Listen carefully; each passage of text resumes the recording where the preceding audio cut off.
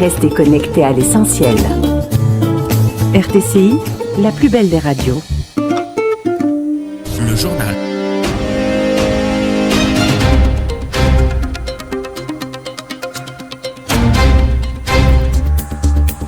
« 19h sur les ondes de Radio Tunis, Chaîne Inter, le journal présenté ce soir par Mohamed Ali Cheib.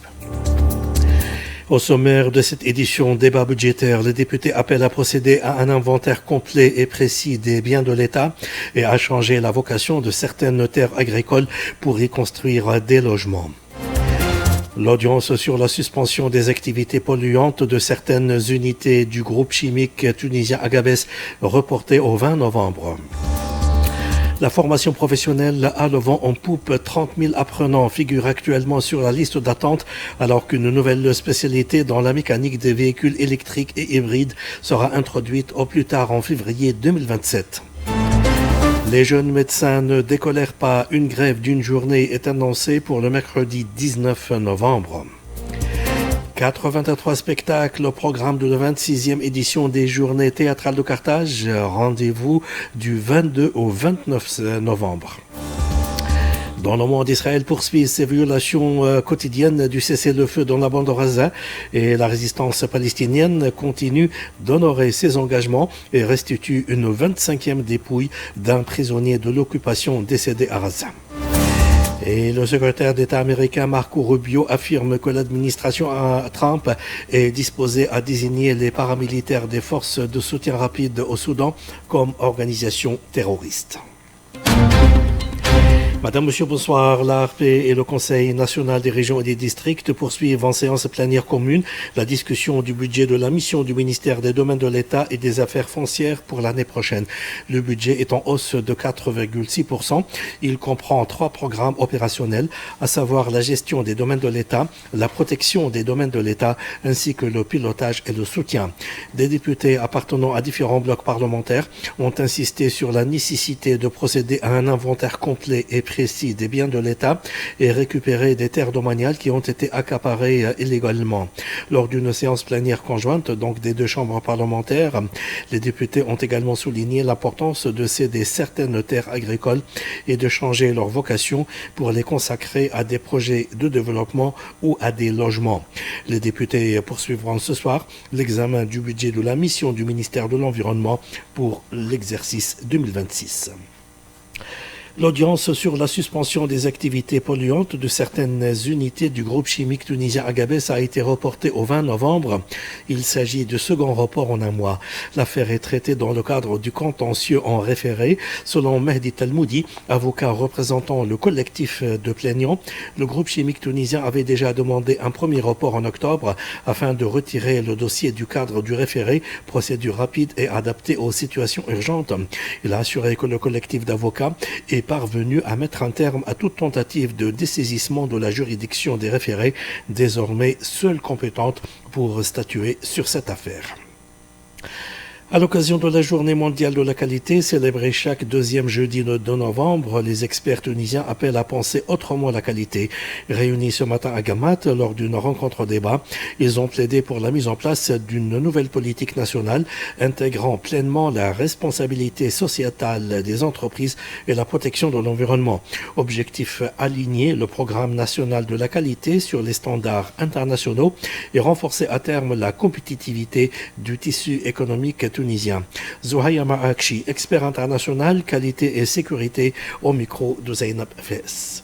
Le thème de cette journée, c'est qualité pensée différemment. C'est-à-dire, comment penser différemment? Les différents programmes qu'on a institués en Tunisie, ils parlaient ISO, ils parlaient normes. Alors que maintenant, il faut aller à notre palier. C'est-à-dire opter pour des référentiels comme nous avons proposé dans cette journée. Il faut que le gouvernement arrête une décision pour dire aux entreprises d'aller plus loin dans la responsabilité sociétale, d'encourager les opérateurs, les gens qui travaillent, faire intervenir les 17 objectifs de développement durable. Et donc l'environnement, c'est dans cet esprit que nous sommes en train de travailler. Penser autrement, c'est-à-dire qu'il faut changer. Et il faut changer de politique, qui est une politique nationale de la qualité, qui donc éclaircit tout ce que nous voulons faire pour 20 ans, pour 15 ans, pour 30 ans. Il faut une politique nationale. Et puis, la qualité, c'est pas l'affaire de l'État, c'est l'affaire des entreprises. Donc, ce sont les entreprises, c'est le patronat qui doit travailler là-dessus. Aujourd'hui, dans les banques internationales, on demande à des entreprises, à des groupes, combien vous avez financé les actions de responsabilité sociale dans votre bilan comptable. Nous, on ne le fait pas. Il faut que ça devienne une condition. Le bilan carbone est entre autres un élément de la RSE.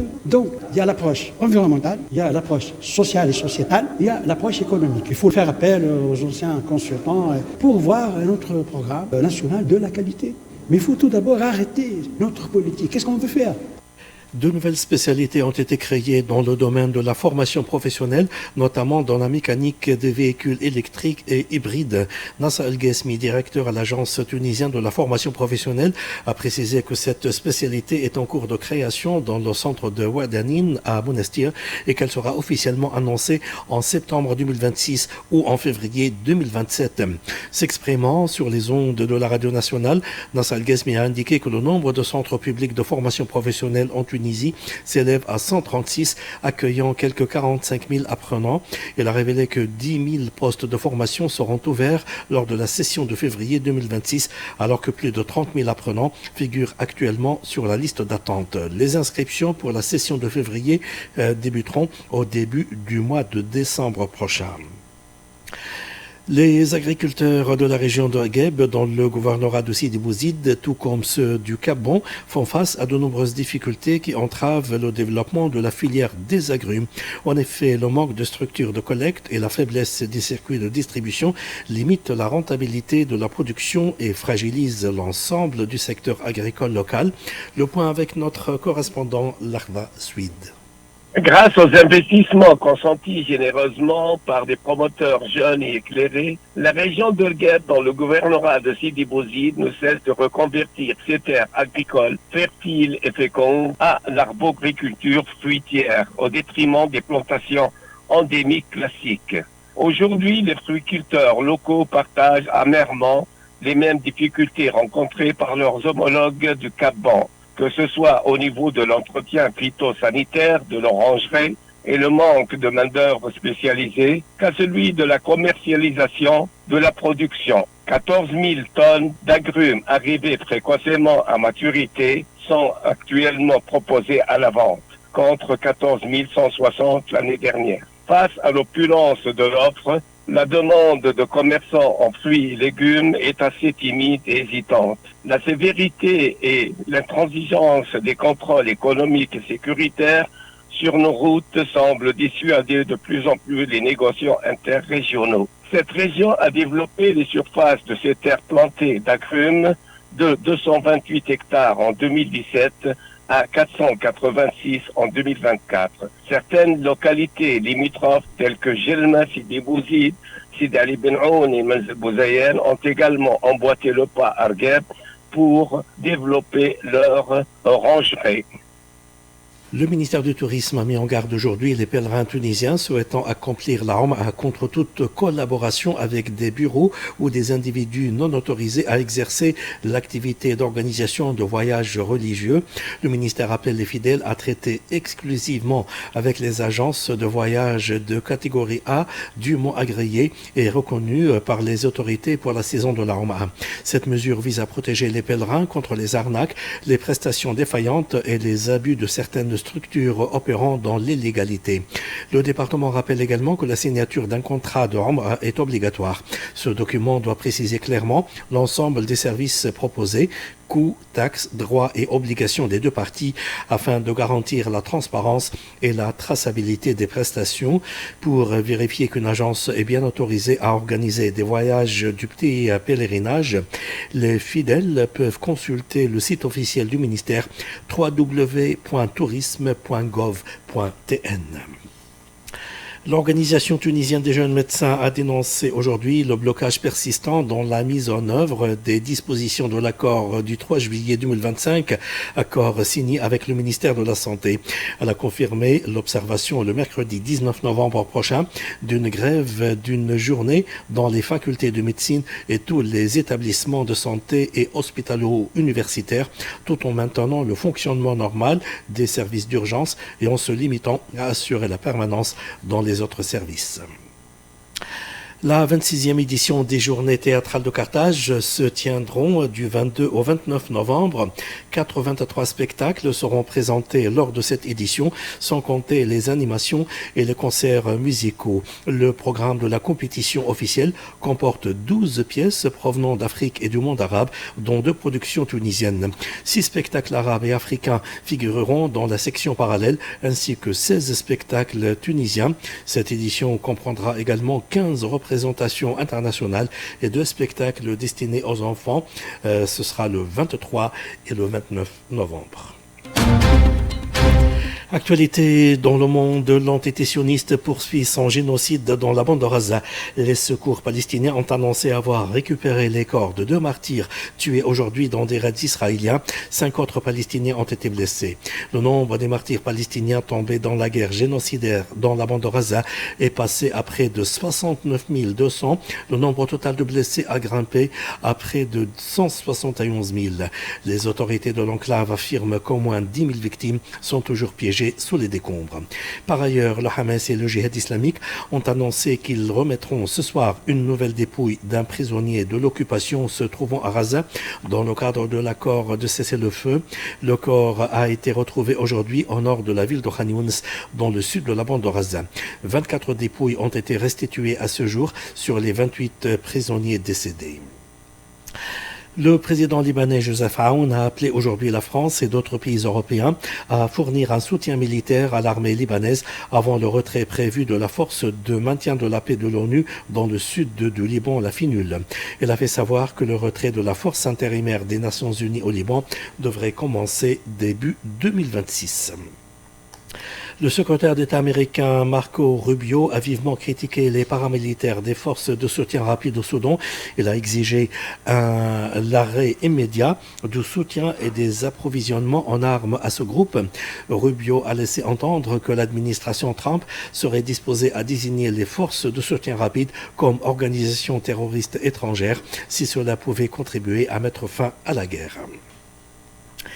La facture mondiale des importations alimentaires devrait augmenter de 8% en 2025 sur un an, tiré par les cours du café et du cacao, des biens essentiellement achetés par les pays riches, tandis que les prix des céréales et du sucre ont plutôt reculé. Selon un rapport de la FAO publié aujourd'hui, cette augmentation des importations alimentaires tient également en partie aux intempéries subies par plusieurs gros pays producteurs.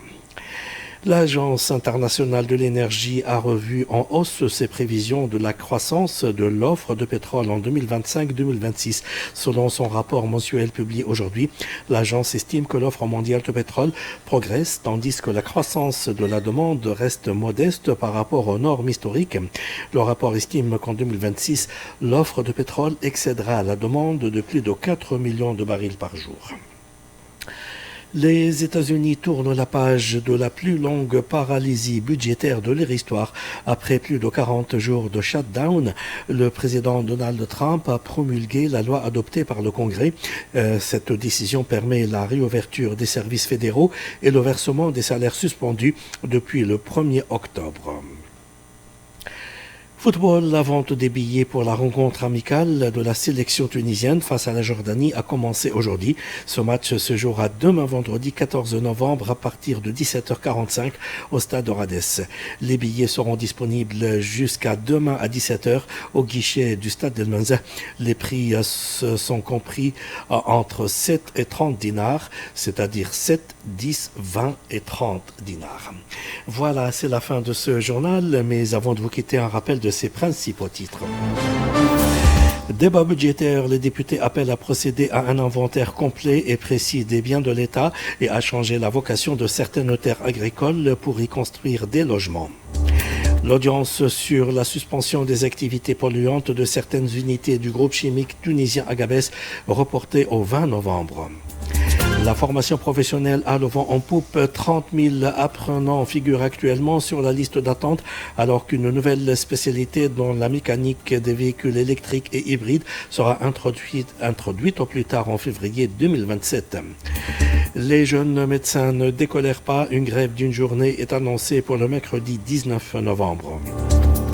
Et dans le monde, Israël poursuit ses violations du cessez-le-feu dans la bande de Gaza et la résistance palestinienne continue d'honorer ses engagements et restitue une 25e dépouille d'un prisonnier de l'occupation décédé à Gaza. Voilà, c'est la fin de ce journal. Votre soirée se poursuit en compagnie de Faisal Helali à la technique, Im Tabelsi côté web, et je vous laisse en compagnie donc de Monsef pour le programme en langue allemande. Passez d'excellents moments.